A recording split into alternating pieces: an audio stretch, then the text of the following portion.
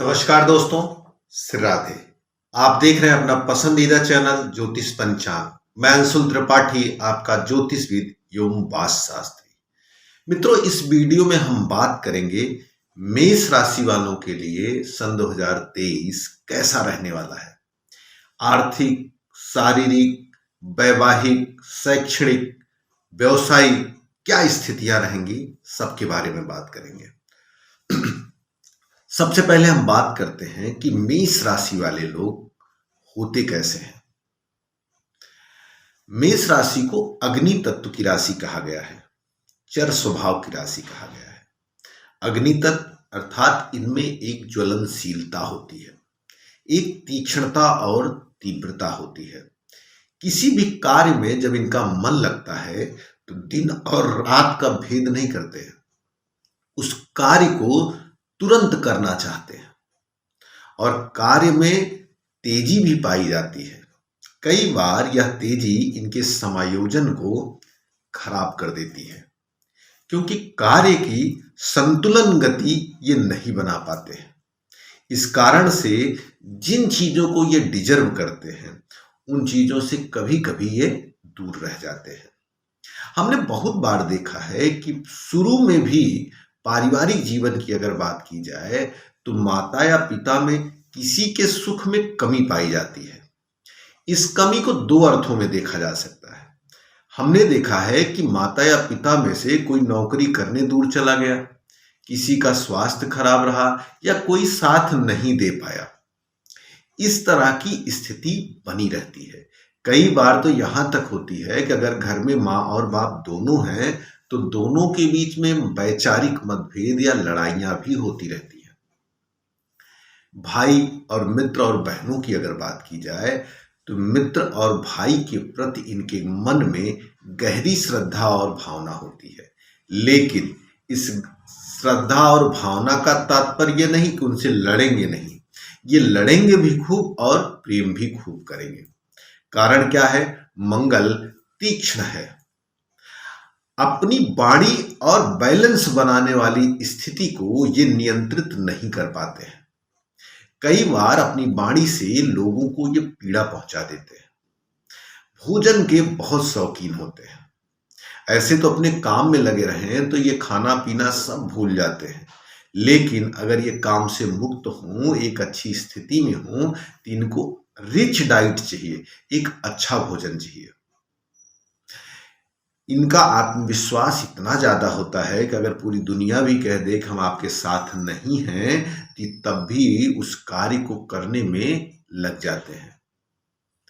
कई बार इनको कहा जाता है कि ये बड़े स्वार्थी होते हैं, अपने आगे किसी को नहीं सुनते हैं, जबकि मामला उल्टा होता है। जब ये किसी चीज पे फोकस होते हैं तो इनको और चीजें दिखनी एकदम से बंद हो जाती है। लेकिन हाँ, समाज का जो समृद्ध समाज, श्रेष्ठ समाज होता है वो इनको पसंद करता है। ये लोग उनका विशेष सम्मान करना, उनका ध्यान भी रखते हैं। ऐसे लोग जब किसी भी आदमी की पैरवी करते हैं या उसका सपोर्ट करते हैं तो फिर उस समय अपने फायदे और नुकसान की चर्चा भी नहीं करते। इनको लगता है कि इस आदमी को मैं पूर्ण रूप से अपना सर्वस्व प्रदान कर दूं, उसके लिए चाहे युद्ध करना पड़े, चाहे आपको अपना ब्लड देना पड़े, ये देते हैं। स्वास्थ्य की दृष्टि से देखा गया है कि इनके जीवन में गिरकर चोट चपेट लगना या रक्त संबंधी समस्या होने की संभावना बहुत ज्यादा रहती है। गले के ऊपर इनको दिक्कत होती है। इनकी माता को थोड़ा सा कष्ट रहता है, थोड़ी सी पीड़ा बनी रहती है। कारण चाहे ये स्वयं भी बन सकते हैं या उनके पारिवारिक माहौल में माँ गुणी होती है, माँ लक्ष्मी होती है इनकी, लेकिन उसको पीड़ा किसी न किसी रूप में बनी रहती है। सहोदर का भी सुख, मित्रों का सुख मैंने कई बार देखा कि इनकी वाणी के नाते इनकी कठिन समय में इनका साथ नहीं मिलता, जबकि ये लोग उनके कठिन समय में पूरी मेहनत से लगे रहते हैं। मित्रता की बात की जाए कि किनसे इनकी अच्छी मित्रता रहती है, मैंने देखा है सिंह राशि, धनु राशि, कर्क राशि के साथ इनकी अच्छी मित्रता बनी रहती है। लेकिन मिथुन और कन्या वालों के साथ एक वैचारिक मतभेद इनका बना रहता है। ये डरते नहीं हैं, ये साहसी होते हैं। अकेले अपने दम पे कहीं भी इनको छोड़ दिया जाए, वहां रहकर लोगों के बीच में अपनी पहचान और पकड़ बनाने की पूरी क्षमता रखते हैं। मेष राशि की गुणवत्ता की बात की जाए तो ये बहुत ही गुणी होते हैं, स्किलफुल लोग होते हैं। मैंने देखा है कि टेक्निकल क्षेत्र से लेकर साहस और मेडिकल क्षेत्र तक इनको पाया जाता है। बेहतरीन सर्जन मेष लग्न वाले देखे जाते हैं। फौज, पुलिस, सीबीआई, इन क्षेत्रों में भी मंगल प्रधान लोग देखे जाते हैं। केमिकल क्षेत्र हो या जमीन से जुड़ा हुआ काम हो, ठेकेदारी, कंस्ट्रक्शन, उनमें भी इनका अच्छा स्थान होता है। जब बात होगी एक ऐसे नेता की जो निर्भीकता से अपनी बात कह सके समाज के सामने, तो उसमें भी मेष लग्न और मेष राशि को प्रबलता से आप आगे देखेंगे। शक्ति के उपासक होते हैं, इस नाते कई बार देखा गया है कि हनुमान जी या माँ दुर्गा की उपासना में इनका मन ज्यादा लगता है। इसके प्रति इनका भाव बना रहता है। श्रेष्ठ जन से मिलना, उनसे बात करना, उनके साथ रहना इनको खूब आनंद देता है। पर्यटन करना, दूर दूर की यात्रा करना, हाँ, यात्रा जो की जाएगी इनकी शर्त और नियमों के आधार पर किया जाएगा।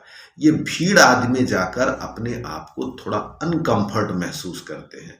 उस स्थिति में इनके अंदर बेचैनी बढ़ती है और इनको लगता है कि ऐसी क्यों जगहों पे मैं चला आता हूँ जहाँ पर यात्रा का मतलब एक ऐसी स्थिति में फंसना जो पीड़ादायी हो।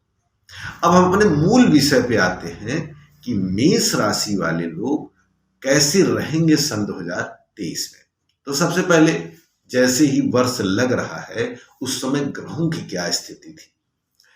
चंद्रमा और राहु आपके लग्न में विराजमान रहेंगे, आपकी राशि में विराजमान रहेंगे। मंगल दूसरे स्थान पर विराजमान रहेंगे। केतु सप्तम में रहेंगे।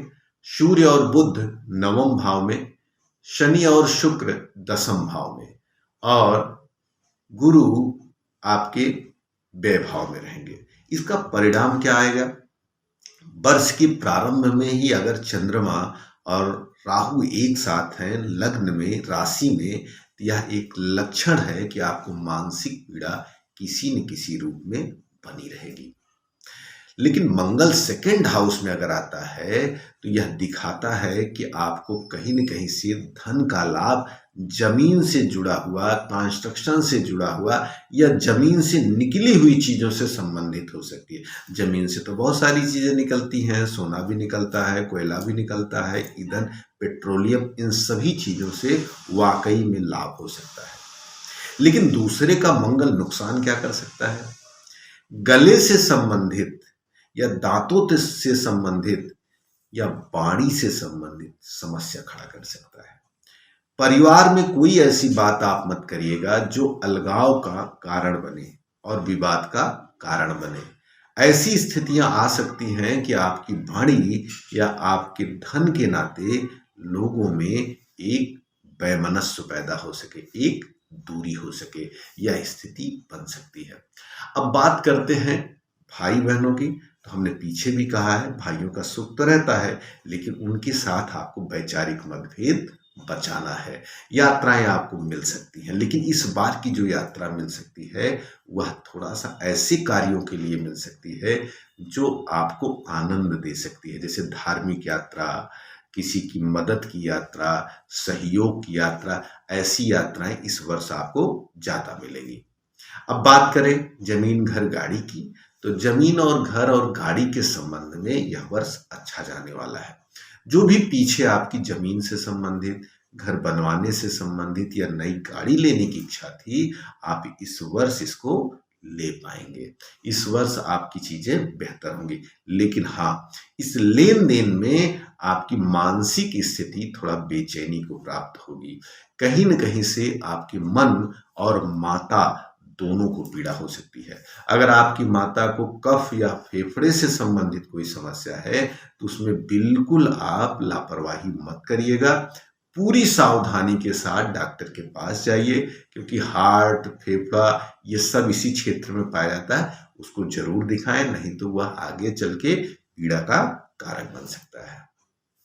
संतान की बात की जाए तो वर्ष के प्रारंभ में ही सूर्य नवम भाव में बैठे हैं, पंचम का स्वामी अपने पंचम में गया है, तो संतान के लिए बहुत शुभ समय है। एक ऐसी संतान आपको मिल सकती है जो संतान आगे चल के आपका नाम करेगी, देश के लिए कुछ करने वाली होगी। और जो संतान युक्त हैं, जिनकी संतान है, उनके लिए भी अच्छा वर्ष है। अगर पढ़ाई लिखाई में आपकी संतान है तो इस वर्ष उसके मार्क्स बहुत अच्छे आ सकते हैं, आपके आशा से कई गुना ज्यादा पॉजिटिव हो सकता है। बीमारी की बात की जाए, कंपटीशन की बात की जाए, नौकरी की बात की जाए, तो इस वर्ष के प्रारंभ में सूर्य और बुध का संयोग बन रहा है। जैसे ही सन 2023 लग रहा है, मेष लग्न या राशि के लिए सूर्य और बुध का जो संयोग है वो नवम भाव में बन रहा है।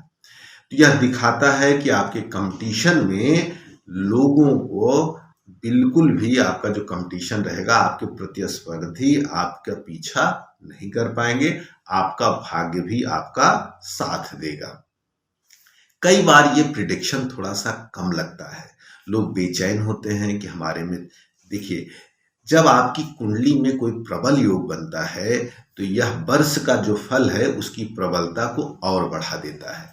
लेकिन अगर आपकी कुंडली में फल की प्रबलता एकदम न्यूनतम है तो यह वर्ष का जो गुडनेस होता है, जो शुभ फल होता है, आपको क्षणिक प्राप्त होता है। जैसे आप छोटे मोटे कंपटीशन में जीत गए, छोटा मोटा चुनाव आप जीत गए, या कहीं प्रतिस्पर्धा में आपने अपनी बात रखी 4 लोगों के बीच में और आपकी बात को सबने मान लिया, आप खेल कूद में भी आप अपनी प्रतिस्पर्धा में जीत गए, तो इस तरह की उसके जो फल की मात्रा होती है वो नीचे आ जाती है। विवाह के सुख की बात करेंगे तो जिन लोगों का प्रेम जीवन संबंध है, विवाह के लिए आगे बढ़ना चाहते हैं, उनके लिए थोड़ा सा यह वर्ष कठिन जाने वाला है। कारण क्या है? शनि वर्ष के प्रारंभ में 10वीं दृष्टि से सप्तम को देख रहा है, साथ में वहीं केतु भी विराजमान है। तो आप लोग अपने रिश्ते में थोड़ा सहजता बरतिएगा, नहीं तो जिन लोगों के रिश्ते पीछे से सही चलते आ रहे हैं वो इस वर्ष टूटने के कारक बन सकते हैं। जिनका वैवाहिक जीवन बहुत अच्छा है उनमें भी लड़ाई या अपने लाइफ पार्टनर को लेकर स्वास्थ्य से संबंधित चोट चपेट या ऑपरेशन की स्थिति भी देखनी पड़ सकती है। वैवाहिक दृष्टि से हम बहुत अच्छा नहीं कहेंगे, क्योंकि यह अच्छा वर्ष नहीं जाने वाला है। जिनका विवाह तय हुआ है उन लोगों को थोड़ा सा शिव जी की उपासना या हनुमान जी की उपासना करते रहना है, जिससे जो निगेटिविटी है वो आपको ज्यादा ना प्राप्त हो, आपके जीवन में शुभ ही शुभ हो सके। चोट चपेट एक्सीडेंट की बात की जाए, क्योंकि भाई इस पूरे वर्ष की बात होगी तो नकारात्मक और सकारात्मक दोनों पक्षों की बात होगी। आपका मंगल अष्टम का स्वामी होता है मेष राशि वाला, और सेकंड हाउस में जाकर बैठा है, तो मंगल लग्न का भी स्वामी है, अष्टम का भी स्वामी है। तो आपके जीवन में अगर चोट चपेट की घटना होगी तो वह आपको पीड़ा थोड़ी बहुत देकर चीजें बीत जाएंगी। ऐसा नहीं कहा जा सकता है कि यह आपको मृत्यु तुल्य कष्ट देगा, तो चीजें सहजता से जा सकती। हाँ, परिवार में भूमि विवाद या कुछ ऐसा विवाद होगा तो अगर आप अपनी वाणी से संयम रखेंगे तो इस वर्ष वह विवाद आपका सुलझ सकता है, जिसमें आपकी चीजें बेहतर हो सकती हैं। इस वर्ष यात्रा की अगर बात की जाए तो धार्मिक यात्राएं खूब मिल सकती हैं। जिन लोगों को बड़ी बड़ी धार्मिक यात्राएं करनी है, मेष राशि या मेष लग्न वाले लोग हों, तो यह वर्ष आपका बेहतरीन वर्ष है। आप अच्छी अच्छी जगहों पे जाइए और आपका समय अच्छा जाएगा। कामकाज या नौकरी की बात की जाए, नौकरी की दृष्टि से यह साल आपके लिए अच्छा जाने वाला है। जिन लोगों का प्रमोशन वगैरह रुका था या अभी तक उनको सही से रोजगार नहीं मिल पाया था, उनके लिए यह वर्ष अच्छा रहेगा। हाँ, चीजें थोड़ी मंद रह सकती है क्योंकि वर्ष के प्रारंभ में शनि दशम में है। लेट विकास आपको दिख सकता है, लेकिन मैं आपसे पूरा विश्वास के साथ कहता हूं कि आप सहज रहें, यह लेट जो है जब आप कुछ समय बीत जाने के बाद महसूस करेंगे कि आप विलंब नहीं थे, आपने ज़्यादा इकट्ठा किया है, इसलिए आपको थोड़ा ज़्यादा समय लगा। और जो लोग आपसे तेज दिख रहे थे वो तेज नहीं थे, वो थोड़े में ही चीज़ों को लेकर आगे बढ़ गए। तो आपका यह व्यावसायिक दृष्टि से समय अच्छा जाएगा। हाँ, पिता पक्ष से थोड़ी सी चिंता बढ़ सकती है। पिता के स्वास्थ्य में सबसे बड़ी चीज तो शुगर की संभावना हो सकती है, या पैरों में दर्द या हड्डियों में दर्द, क्योंकि शनि और शुक्र साथ बैठे हैं। तो शनि को पीड़ा और शुक्र को वीर्य कहा जाता है। कहीं न कहीं से ये शुगर या किडनी की तरफ सूचना देता है, या जल से संबंधित आर्गन्स जो होते हैं, यूरिनरी ब्लैडर, इनमें थोड़ी बहुत प्रॉब्लम दे सकता है। आय की बात की जाए, आय की स्थिति बहुत अच्छी रहेगी। आप जितना हार्ड वर्क, जितना मेहनत करेंगे, वह आपकी बार परिणाम स्वरूप में परिवर्तित होने वाला है। विद्यार्थियों की बात की जाए तो आपको अपना मन अधिक से अधिक लगाना है। यह वर्ष आपके लिए एजुकेशनल बहुत अच्छा जाने वाला है। हायर एजुकेशन में जो लोग जुड़े हैं, रिसर्च या पीएचडी जैसा कुछ भी करना चाहते हैं, पूरी मेहनत से लग जाएं। यह वर्ष आपको अधिक से अधिक एकाग्रता देने वाला है। हाँ, आपका रिलेशनशिप टूट गया है या आपके पार्टनर के साथ कुछ प्रॉब्लम हुई है, इसके नाते थोड़ी सी समस्या आ सकती है। तो उपचार की दृष्टि से बात करें, क्या क्या उपचार करना है। सबसे पहले सूर्य की उपासना। आप लोगों को सूर्य की उपासना जरूर करनी है। सूर्य की उपासना आपके जीवन में बहुत सुख देगी। उम्मीद करती हूँ आपको वीडियो पसंद आया होगा, तो इसे लाइक करना ना भूलें। ज्योतिष और पंचांग से जुड़ी जानकारी हम आपके लिए लाते रहेंगे, तो आपके अपने YouTube चैनल ज्योतिष पंचांग को सब्सक्राइब करें और बेल आइकन जरूर प्रेस करें, ताकि आपको लेटेस्ट वीडियो की नोटिफिकेशन लगातार मिलती रहे।